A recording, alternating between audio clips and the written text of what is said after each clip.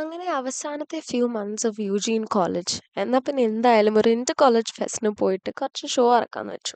അങ്ങനെ ഞങ്ങൾ ക്രൈസ്റ്റ് യശ്വന്ത്പൂർ ക്യാമ്പസിൽ വി റീച്ച് ഫോർ ജൂഡ 2025. അങ്ങോട്ട് എൻ്റർ ചെയ്തപ്പോൾ തന്നെ ആ കാണുന്ന മീനിയൊക്കെ ഫ്രൈ ചെയ്യാനുള്ള പുറപ്പാടിലാണെന്ന് എൻ്റെ ഫ്രണ്ട്സ്. Negativity negativity. വൈകുന്നേരം പിള്ളേരെ ഇംപ്രസ് ചെയ്യിക്കാനുള്ള ഡാൻസ് പ്രാക്ടീസ് ആണ് അവിടെ നടക്കുന്നത്. നമ്മളിതൊക്കെ എത്ര കണ്ടേക്കുന്നു. പിന്നെ ആ നിരത്തി വെച്ചേക്കുന്ന ചെസ് പീസസ് അതെന്തിനാണ് അവിടുത്തെ മാനേജ്മെന്റിന് പോലും അറിയില്ല. അങ്ങനെ നമ്മുടെ ടീമിന് കിട്ടിയിരിക്കുന്ന പ്രൈസ് അൺറാപ്പിംഗ് ആണ് കേട്ടോ അത്. BMW-ന്റെയും റോയൽസ് റോയ്സിന്റെയും ഒക്കെ കീ എക്സ്പെക്ട് ചെയ്താൽ ഞങ്ങൾക്ക് കിട്ടിയത് അതെ Vicks മിഠായിയാണ് guys.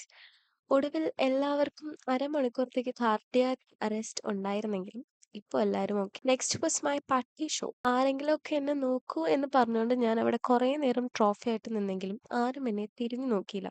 So my point is, it's not about winning always, but it's about the consistent efforts that you put in to achieve. With that being said, അവർ അവസാനം dance കളിച്ചു guys. അങ്ങനെ പിന്നെ അവിടുത്തെ ഫൗണ്ടനും cloudy pink sky ഒക്കെ കണ്ടപ്പോൾ maybe my life has started to treat me so good എന്നൊക്കെ ഒരു തോന്നൽ.